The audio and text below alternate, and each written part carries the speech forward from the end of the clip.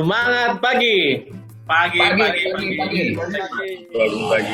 Selamat datang dan selamat bergabung di Rabu Sinau kita hari ini yang diadakan di hari Jumat ya kebetulan ya. Kita ada narasumber spesial dari Pak Afif. Jadi tentang understanding millennials di digital era. Oke, untuk mempersingkat waktu, kita akan langsung saja ke sesi utama kita. Pemateri kita sambut Bapak Afif Junaidi, Manager IT Operation Jateng DIY. Dipersilakan Bapak Afif. Oke, terima kasih Mas Lam. Siap, sama-sama. Koreksi. Kalau di Telkomsel kan udah jelas nih, biasanya orang panggil kakak ini. Jadi kalau milenial panggil kakak. Jadi sebenarnya apa sih kenapa kita harus memahami teman-teman yang ada di generasi milenial ini. Jadi ini saya perkenalkan, saya Afif Junaidi. Kebetulan sekarang saya sebagai Manajer IT Regional Jateng DIY. Terus saya juga sempat mengelola salah satu startup learning di Pejuang Digital. Nah di Semarang juga saya ketemu dengan teman-teman Santren Delik. Ini konsep lain digital juga, tapi masih ruhnya masih digital, tapi di dalamnya ada anak-anak muda yang kreatif, yang create konten, create UMKM, create entrepreneurship dan macam-macam. Nah, sekarang apa sih itu milenial? Kalau milenial sekarang ini kondisinya seperti ini. Sekarang ini di tahun 97 dari 82 sampai 97 itu booming kelahiran generasi-generasi yang tidak terkena konflik. Kalau yang sebelum-sebelumnya kan ada konflik Perang Dunia Ketiga, Perang Dunia Kedua, Perang Dunia Pertama, terus ada konflik lagi di Indonesia, ada yang konflik kemerdekaan, terus revolusi majikan. Jadi kita punya common enemy. Nggak ada common enemy, mereka jadi fokus belajar, jadi mereka bisa mengupgrade, bisa dengan kondisi yang sangat bagus, mereka bisa mengupgrade pengetahuannya terkait dengan teknologi-teknologi yang ada dari luar dan teknologi-teknologi yang ada bukan dari generasi-generasi sebelumnya. Dengan kondisi yang mendukung itu, teman-teman milenial ini bisa mengeksplor pengetahuannya, bisa mengeksplor kapasitasnya dengan teknologi-teknologi yang ada. Dengan kondisi seperti itu, sebenarnya milenial itu jadi seperti apa? Kalau kita lihat di teman-teman di Telkomsel dengan teman-teman yang milenial ini, ada satu kecenderungan teman-teman itu kalau kita lihat bukan cuma di Indonesia, kita lihat di survei, di beberapa survei, bahwa teman-teman milenial itu cenderung boros. Karena apa? Spendingnya sangat banyak.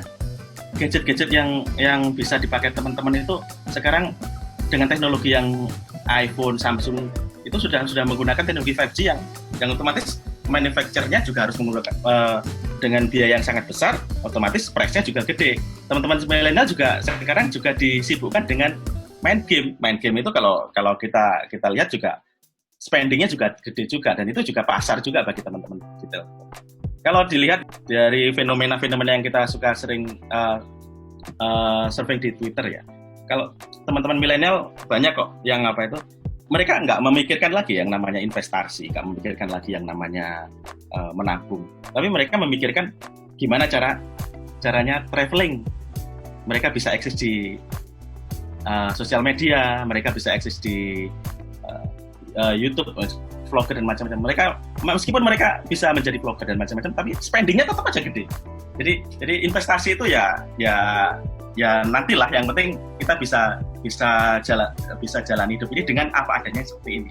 Nah, ini satu lagi, milenial itu cenderung cinta lingkungan katanya. Kalau kata ada salah satu survei di Amerika. Kalau kita lihat sekarang lebih banyak campaign eco-green yang menggerakkan juga semua milenial. Ada lagi satu ini. Nah ini, kita sekarang tahu kita bisa, terus kalau di Twitter itu selalu ada istilah Twitter do your magic. Nah di situ pasti ada postingan, ada orang yang, nah ini ada bapak-bapak yang jualan barang tapi nggak laku, tolong teman-teman beli jualan ini. Dan itu yang menggerakkan semua milenial. Ya itu memang nggak tahu ya kak, ya memang kamarnya seperti itu. Jadi mereka mudah menitikkan air mata, mereka mudah terenyuh, mereka mudah bisa rasa-rasa kemanusiaannya. Dan itu mungkin ya karena tidak ada common enemy yang waktu itu sebelumnya dihadapi sama generasi-generasi sebelumnya. Nah, selanjutnya adalah sekarang masanya milenial itu rule the world. Kalau kita lihat banyak lah milenial yang menciptakan lapangan kerja. Kalau kita lihat sekarang berapa sih startup yang bisa, meskipun ya hanya bakar duit, tapi startup itu selalu tumbuh, dan meskipun juga harus banyak yang tumbrang, tapi tetap yang menggerakkan itu dalam kaum milenial. Bahwa milenial itu cenderung mementingkan kenyamanan rather than salary, Pak. Jadi kalau kita lihat di beberapa manajemen seperti Google, terus Bukalapak, Tokopedia, itu ada yang namanya employee retention. Jadi bagaimana caranya kaum milenial yang sangat potensial ini tidak lepas. Jadi sekarang lagi saatnya bajak-membajak. Pernah dari ini salah satu profesional hire dari Telkomsel itu yang di UK kemarin, siapa ya, aku lupa, sempat sharing session ke Jawa Tengah. Intinya adalah sebenarnya dia sudah merasa nyaman di Bukalapak, tapi ada sesuatu yang kurang, bahwa sudah tidak ada lagi tantangan di Bukalapak. Jadi di hire di Telkomsel itu bukan karena salary-nya, tapi karena ini ada tantangan baru yang bisa saya hadapi di Telkomsel, karena di Bukalapak itu sudah nggak ada lagi yang namanya tantangan itu. Nah, ini salah satu behavior dari teman-teman milenial, bahwa milenials itu lebih cenderung berpotensi untuk obesitas. Kenapa? Karena kalau dari survei bahwa mereka itu mementingkan diet daripada konsisten untuk berolahraga. Nah, salah satu yang common adalah milenial itu tidak pernah jauh dari sosial media. Bahkan beberapa pekerjaan yang sekarang di profesional itu didominasi oleh milenial, seperti copywriter, terus desain grafis, terus content writer, YouTuber, Instagram, itu rata-rata milenial. Jadi mereka memang ada pekerjaan yang ya sangat milenial banget. Jadi bagi kita yang kolonial akan sangat berat, karena di situ kita seperti masuk ke tempat yang sangat asing. Nah, kenapa seperti ini? Millennials itu adalah generasi yang perfeksionis dan cenderung OCD. Jadi salah satu tantangan kita adalah kalau sesuatu itu tidak perfect, maka generasi milenial nggak akan bisa menerima dengan apa itu, dengan sepenuhnya. Apa sih sebenarnya karakter yang mereka punyai? Ya, mereka itu sebenarnya kreatif, confident, dan selalu ingin terkoneksi dengan surroundingnya, heavy, yang selalu update dengan teknologi, suka sesuatu yang instan, tapi juga idealis. Kolonial itu sangat dibutuhkan pada saat kita harus bisa menjaga milenial yang labil tadi. Jadi untuk menghadapi milenial memang ada beberapa pendekatan sih. Pendekatannya adalah kita bisa mengangkat potensi-potensi yang ada di milenial. Sudah nggak zamannya lagi kita melakukan direction yang sesuatu yang ortodoks, sesuatu yang istilahnya apa ya? Semua harus sesuai dengan saya, bukan. Kita sudah saatnya kita yang bekerja, bukan saya yang bekerja. Jadi sudah nggak saatnya lagi. Kalau kita lihat ya, kereta Amtrak sini, kalau kita kereta diesel Amtrak yang bisa istilahnya menarik gerbong, kalau nggak salah bisa sampai 200, waktu itu sempat 200 gerbong bisa menarik, itu dengan kekuatan Amtrak sendiri, itu dengan energi yang sangat kuat. Tapi sekarang itu sudah nggak dipakai lagi karena ada teknologi Shinkansen.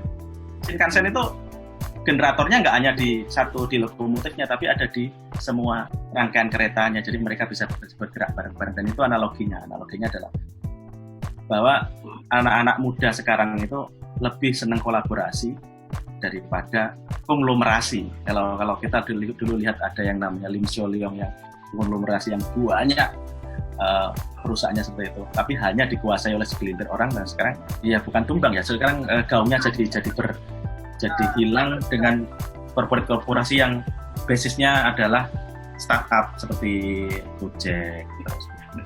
Nun sewu teman-teman semua. Jadi gini, karena potensi-potensi yang ada tadi, kita jadi mikir sebenarnya apa sih yang bisa kita ambil pelajaran dari teman-teman milenial. Salah satunya ya startup, salah satunya adalah cara kerja mereka, cara berpikir mereka, mindset mereka. Ya, di startup itulah kita bisa belajar dari teman-teman milenial. Di dalam startup itu kita dibutuhkan ada tiga faktor. Satu adalah faktor hacker, hustler, sama hipster. Jadi kalau dalam teorinya hustler itu harus bisa menjual produk, hipster itu harus bisa mengotak-atik produknya, hacker itu yang nge-build produknya. Dan ini semua ada di milenial semua, baik hustler, hacker maupun hipster. Ini legacy ini Pak. Jadi dari mulai Mahabharata, Ramayana sampai yang sekarang Marvel itu sebenarnya ceritanya seperti ini aja, nggak ada yang berubah. Jadi memang sebenarnya alam bawah sadar kita semua itu sebenarnya sama. Kita itu selalu akan bisa diyakinkan dengan seperti ini. Ini namanya hero's journey. Jadi awalnya itu awalnya tidak ada apa-apa, kondisinya sama-sama seperti biasa aja, tidak ada konflik, status quo lah. Habis itu kemudian ada, kalau kita lihat di Avengers Endgame, tiba-tiba ada Thanos yang pengen menyelaraskan kehidupan dengan menghilangkan separuh populasi manusia. Nah, akhirnya kalau Avengers akhirnya jadi ada tahapannya, dari kalau the Avenger, meeting mentor. Nah, setelah itu crossing threshold, terus ada kita mencoba lagi trials and failure. Terus akhirnya skillnya berubah. Kalau di wayang Mahabharata itu Gatut Kaca itu pernah dimasukkan ke dalam kawah Candra di muka, terus di situ bertemu dengan beberapa raksasa berperang, dia sempat kalah, terus bangun lagi, terus akhirnya rebirth. Jadi intinya semua cerita-cerita yang ada di dunia itu sebenarnya alur ceritanya sama. Bagaimana memanage milenial? Karena seperti yang disampaikan tadi sama Kak Afif bahwa milenial itu produktif, tapi milenial itu idealis. Nah, itu gimana nih buat kita mengimbangi memanage lah teman-teman milenial ini supaya ya manageable gitu ya, seperti yang disampaikan Pak Japang tadi bahwa ya milenial ini kekuatannya once di manage itu akan sangat powerful gitu. Kalau kita lihat sekarang kan ada metode yang anak-anak milenial lagi jalankan, itu agile. Jadi sebenarnya bisa kapanpun. Jadi nggak usah tiap hari kita mentelengi laptop, nggak usah tiap hari kita stick to project. Jadi metode-metode Scrum itu sebenarnya bisa dijadikan jarak jauh, dan itu kita lakukan juga dengan teman-teman developer sama teman-teman DS di sini. Jadi kita memang mengerjakan sesuatu terpisah semua, tapi selalu kita update ke dalam forum yang namanya stand up meeting. Jadi kalau teorinya di Scrum, stand up meeting itu ya di satu tempat dan semuanya harus berdiri dan nggak lebih daripada 15 menit itu untuk bisa membahas backlog yang ada. Jadi kalau di Scrum itu ada namanya backlog itu pekerjaan yang kita ulang sehari-hari, dan supaya cepat kita sukses. Jadi backlog yang pekerjaan yang sangat besar tadi, sesuatu yang bisa dilakukan paralel, kita bagi kecil-kecil dengan target waktu yang sangat kecil. Target waktunya misalkan seminggu, 2 minggu. Jadi setiap seminggu atau 2 minggu kita update itu di jam yang kita sepakati dengan waktu yang nggak usah terlalu lama. Ini yang bisa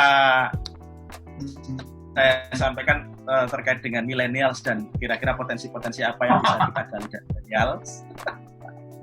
Jadi makan kepiting mulutnya bau, happy sharing di Rabu Sinau. Matur nuwun.